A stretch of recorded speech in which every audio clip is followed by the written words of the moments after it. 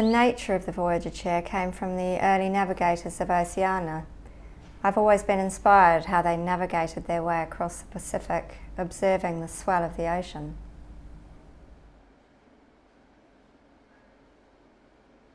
The process of making a bronze, we usually start with making an armature, which will be the basic form, and then it's about sculpting over that.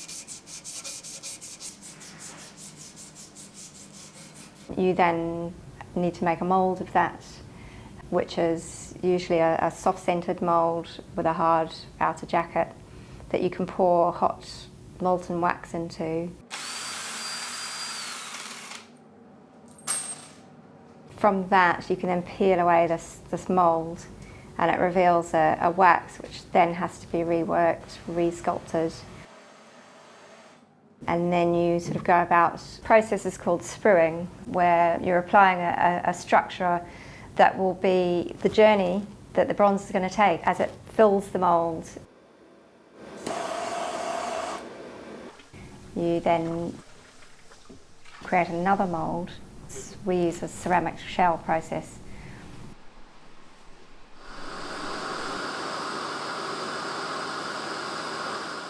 You're burning the wax out, which is fired in the kiln.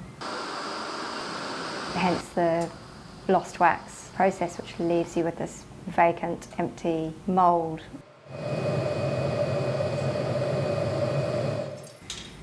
And then you can melt your bronze.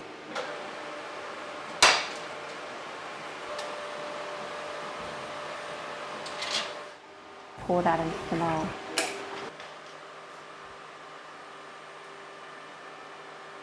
And you end up with a beautiful casting. So when the bronze solidifies in that mould, we call it the knockout. And we hit that ceramic mould and reveal the solidified bronze and all of its sprue structure. So it's quite an abstract form when you first pull it out.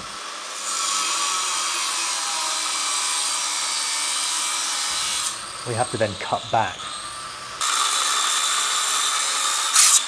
the sprues, and it's the beginning of another layer of work, another process, which is distinctly different.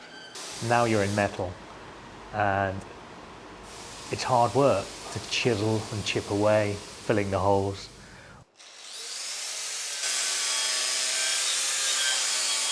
All of the areas of the bronze that are imperfect. Craftsmen here, very skilled, 20 years and more, cleaning them back, polishing them, and opening up the finished surface, ready for patination.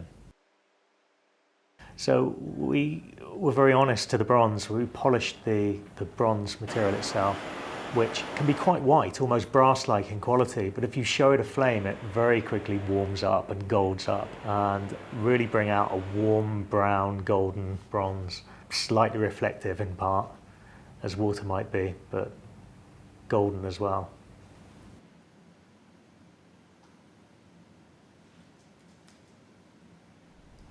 I wanted to take the upholstery of the Voyager chair a little further by hand stitching an abstract map.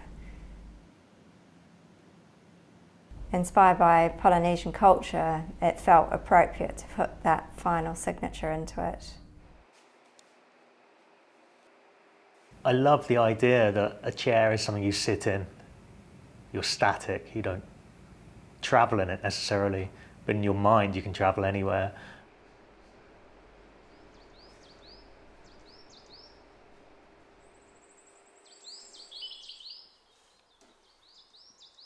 One thing I know is that we've always wanted to make things that we'd be happy to live with ourselves. And that was really the essence of what enthused us right from the beginning.